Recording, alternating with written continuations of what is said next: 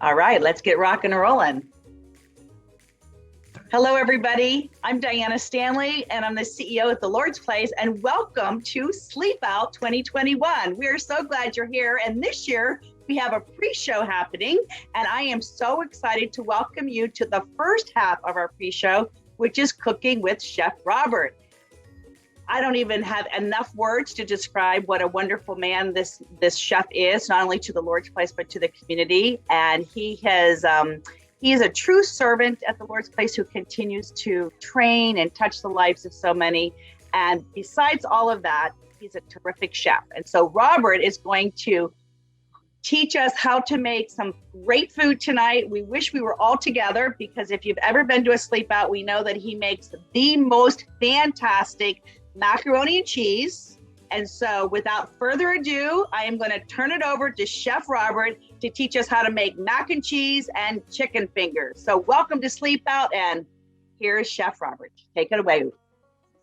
Thank you so much, Diana. I really appreciate it. I want to say a special thank you to all of our sponsors and donors. Got my very cool sponsor hat on, so check that out.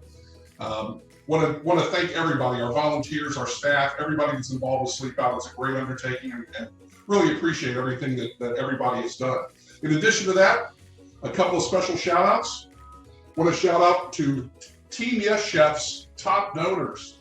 So I've got Kelly and Frank and Josh and Julie and Bob and Joyce and Scott. Want to say thank you to them for their sponsorship of Team Yes Chef. We're very excited about that. And also to my culinary team and culinary students back at Cafe Joshua, because they are awesome. So we're going to get cranking. We're going to start out. I've got my water boiling on the stove, and I'm going to get my pasta going, because that's going to take a little bit of time for us. We only have about 30 minutes for this cooking segment, so we're going to get it knocked out pretty quickly.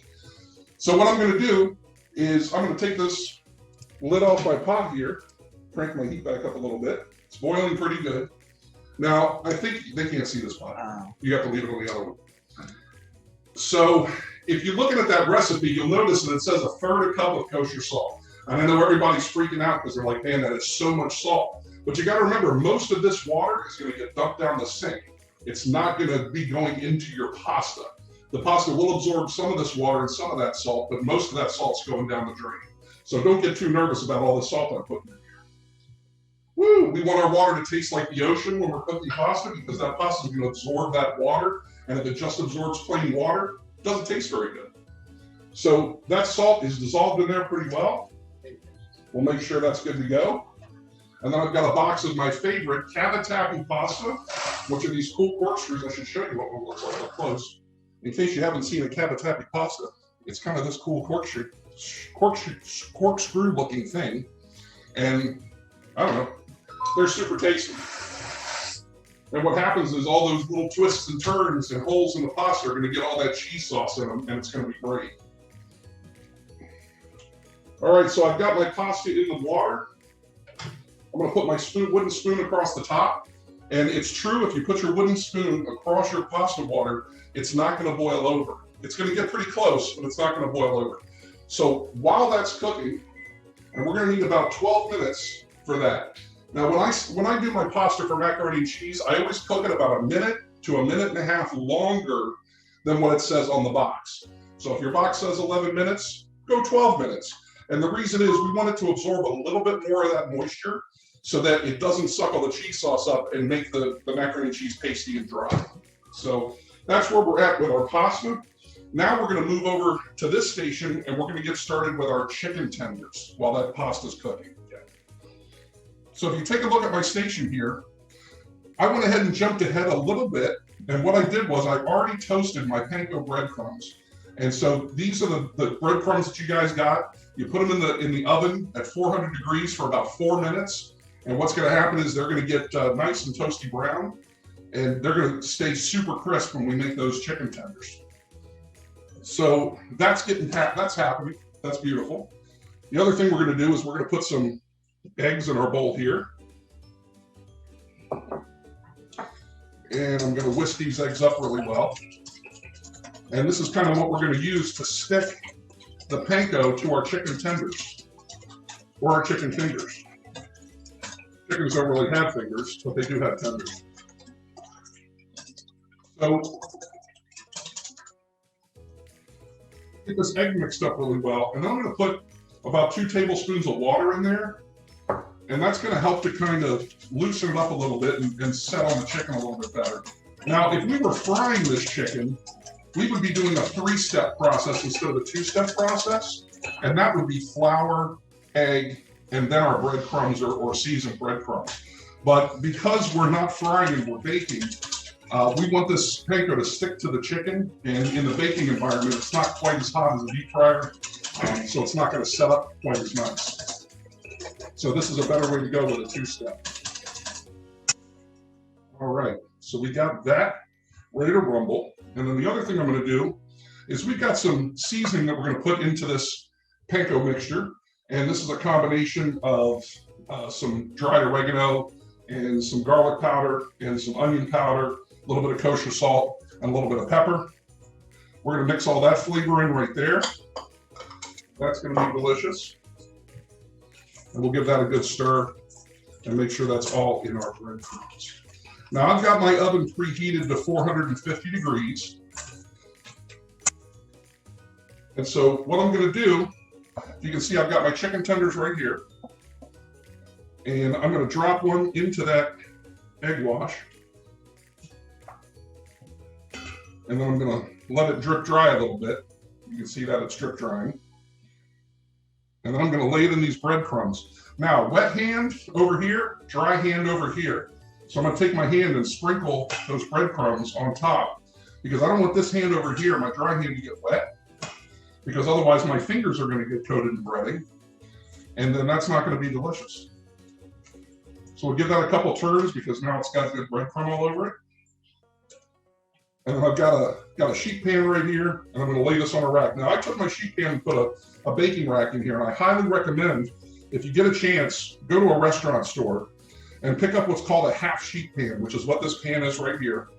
And the half sheet is big enough to fit in your oven, but it's not too big. We use full sheets a lot at work in the commercial kitchen, and those are too big for a household oven. All right, put another one in. Again, wet hand, dry hand. And these commercial baking sheets are oops, I messed up. I put my wet hand in the dry hand side. It's always a trick. Another one there. When you go to the restaurant supply store, you can pick up these half sheets, and you can also pick up the rack that's sitting on top here.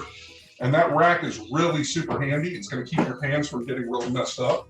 And it also allows the air to flow around the food that you're cooking when you're doing this kind of cooking of chicken or what else you might be throwing in the oven. All right, we'll do a couple more of these so everybody can kind of follow along. Again, wet hand, dry hand. We're getting these all mixed together really good. Plenty of breadcrumbs on this chicken, which is great.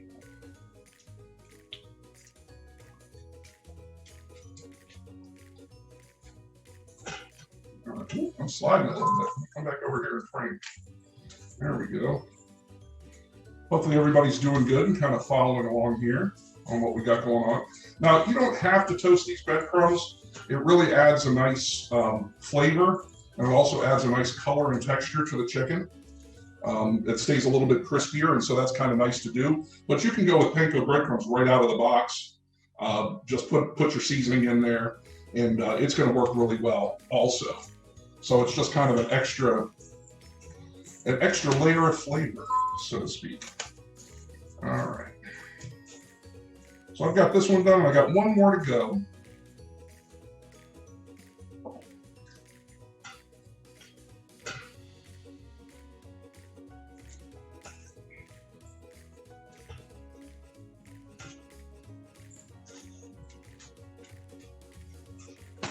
All right. There we go. So we got our chicken tenders. They're all looking good. Switch this one. So while we've got that going,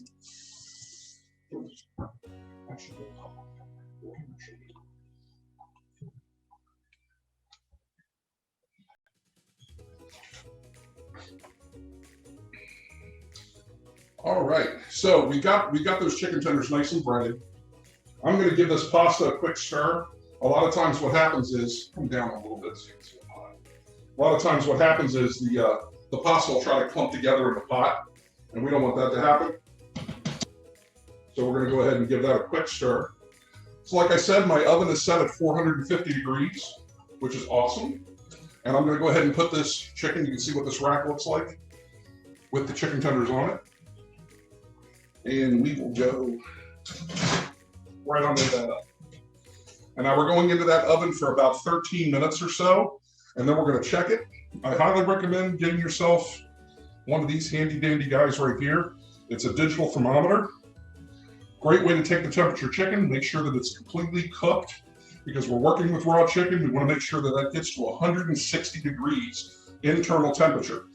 Now, if you look in the book, it'll say 165, but I know that this chicken is going to carry over heat for that extra 5 degrees. So if you measure it and it's 160, it's going to go to 165 on its own.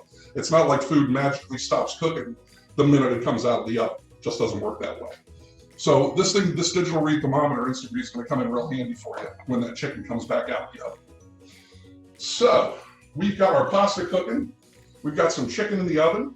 The next thing we want to do is make our bechamel sauce. So the thing about bechamel is this is one of the mother sauces. And so what that means is it's a sauce that you can use to make a ton of other sauces. And so today we're going to make a cheddar cheese sauce. Once you know how to make this, you're never going to have like boxed Kraft macaroni and cheese again. Sorry, Kraft, but powdered cheese just doesn't cut it. So the way we start out is with a big fancy French term called roux. It's spelled R-O-U-X. And what roux is a combination of butter. And today we're going to use about 2 tablespoons. And I'm going to get that on medium heat. And we're going to let this butter melt, and then I'm going to add in about 2 tablespoons of flour. So a roux can be any combination of fat and flour in equal parts. It could be vegetable oil. It could be bacon fat, which is amazing. It can be lard. It can be Crisco. It can be butter. So whatever fat you want to choose to melt, equal amount of that and flour together. We're going to whisk that. And what that's going to do is that's going to create the thickening agent that we're going to use to thicken up this milk that we're going to put in there, bechamel, milk, sauce, that we're going to add into our roux, and that's what's going to make this sauce. That's the beginning. Once that gets up to temperature, we'll put in our flavorings, we'll put in our cheese, and then by then our pasta will be ready, and we're going to dump our pasta into this pot right on top of that cheese sauce. It's going to be fantastic. So my pasta is only about 2.5 minutes away from being ready, which is great. And our butter is melting nicely. So this will give you guys a little time to catch up while we're doing that. Let me get this butter melted really good in here.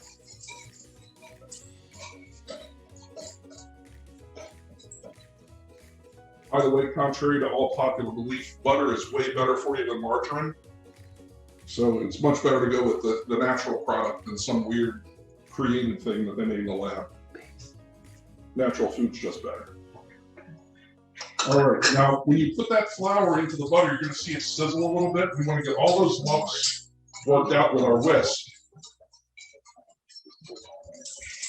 And we're going to let this go for about 2 minutes. Now, roux can go anywhere from what they call a blonde roux, which is what we have right here, very light colored, all the way to a chocolate roux. You're going to be making gumbo or some of that good New Orleans food, but you're going to want to go with a chocolate roux. And usually when I do that, I don't use butter because butter tends to scorch and burn. And so I'll use vegetable oil instead, and I'll actually put the roux in the oven and let it roast for about an hour. That roux comes out beautiful chocolate brown, and the flavor that's in there is out of this world. But for a blonde roux, what we're going to do, we're just going to remove some of the flour flavor. We don't want it to have that kind of pasty floury flavor. And it takes about 1.5 or 2 minutes for that floury flavor to kind of dissipate into the butter until we get it together. And now this is kind of the fun part here. So as we start to add our milk, a little bit at a time, you're going to see that sizzle. And if you look in the pan, it kind of almost looks like mashed potatoes. And that's kind of what's going on is that, you know, as soon as that milk is hitting that roux, it's thickening it up. And so there's a lot of whiskey going on here, but you can see it kind of has a mashed potato thing going on, right? And so what we're doing is we're adding a little bit of milk at a time, and then we're stirring it. And this is to make sure we're not going to have any lumps in this sauce. We're going to have a nice smooth sauce. We're letting this come back up to temperature again. Now you can preheat your milk when you do this if you want to. You don't want to boil it, but you can bring it up to below a simmer hot. And then you can add the milk in a little more quickly. But as you can see right now, it's looking very saucy. Don't get saucy with me, bechamel. All right. And that's the timer for our pasta, so I'm going to let this sauce get a little warm for a second, and I'm going to go ahead and dump this pasta real quick. The one thing we want to do when we dump our pasta is we're going to reserve about a cup. I'm going to reserve about a cup of pasta water. It's about a half cup. I'm going to reserve about a cup of the pasta water and hold that on the side. And the reason that I'm doing that is that when we finally put all our macaroni and cheese together with the milk and the sauce and everything, sometimes it gets a little thick. And so that pasta water is going to thin it out for us a little bit and give us that really nice, glossy, delicious looking macaroni and cheese. So while that's working, I'm going to take this pasta. I've got a strainer over in my sink. Work with towels a lot here.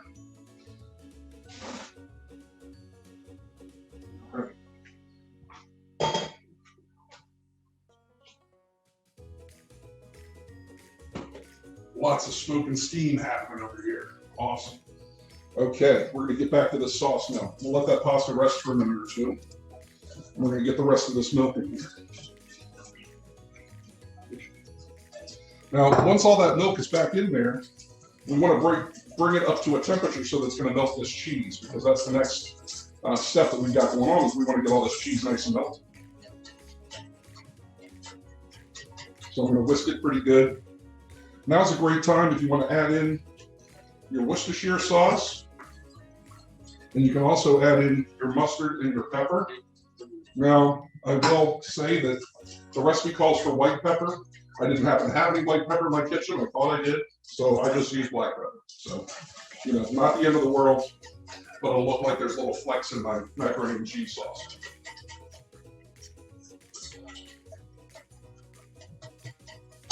All right. And you let that heat up just a little bit.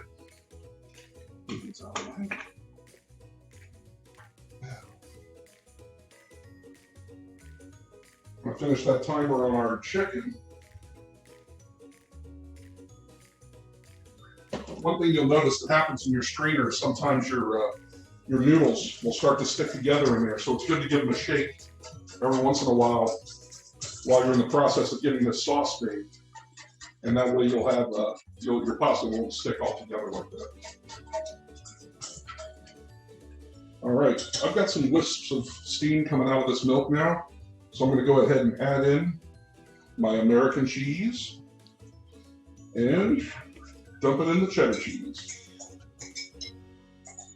The reason I put the American cheese in, because people sometimes think that's a little strange, it's not so much for the mac and cheese today, it's really for the mac and cheese tomorrow, because if there's any of this left over, which occasionally there is, after you put it in the fridge, all that cheese is going to set up. And then the next day, if you want to take some of that mac and cheese and heat up a little bit of milk and butter in a pan, you can put that mac and cheese back in there and it's going to come back to life again. And that American cheese really helps with that process. I guess because it's a processed cheese. That must be why. All right. So our cheese has melted up really nicely.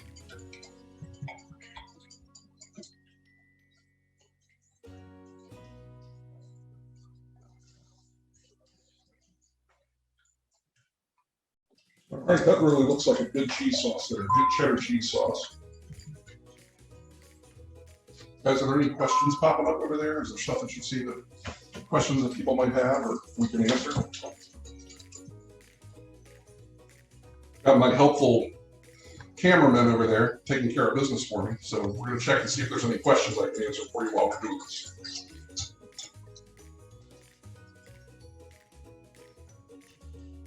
That cheese sauce is perfect. It looks great. We're going to go ahead and give it a taste. See how it tastes. If you notice, if I go like this and it kind of coats the back of the spoon, that's called nappe, and that means that it's the right consistency. That is delicious cheese sauce. Very good. So now what's going to happen is I'm going to take this pasta, as you can see right here, and we're going to go ahead and put that right into this bowl of cheese. Try not to spill too many pieces of pasta all over the place. All right. Now we're going to give this a good whisk.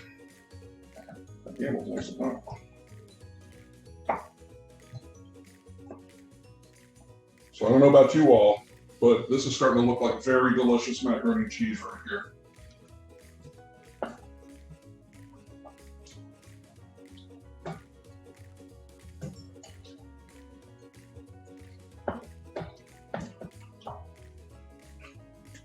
And like I said, if it starts to get a little stringy, or you feel like it's starting to clump together a little too much, we can always add a little of that pasta water back in, and it's going to come out really nice. But I think this looks fantastic. What do you guys think? Does it look good? Yeah, right? Yeah. Pretty righteous. Okay. So we've got about 4 more minutes left on our chicken tenders before they come out of the oven. And so I'm going to go ahead and get a plate.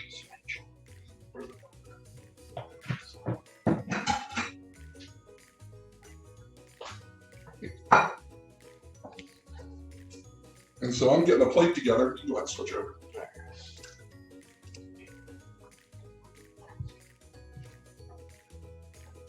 All right. And the first order of business is to get some of this beautiful mac and cheese on the plate.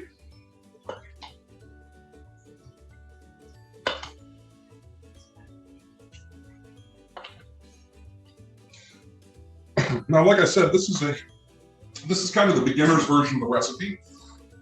Excuse me.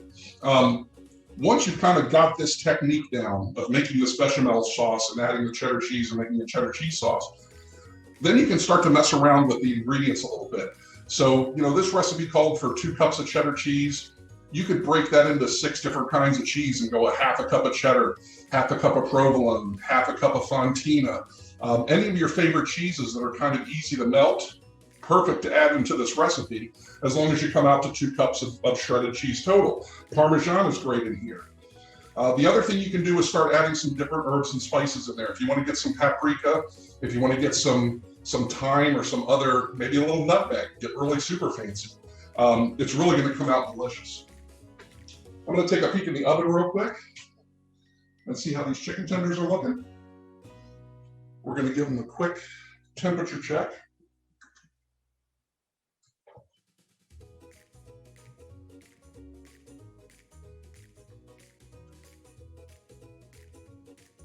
All right, they're doing pretty good. They're up to 130 already, so they're going to take that couple extra minutes, and then they're going to be ready to go. Did we see any questions on there? Let me look. From folks? We're scrolling through right now to take a look at the questions and answers.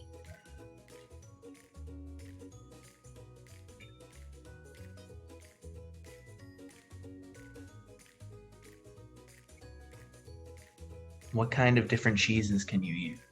Okay. So I mentioned some of those.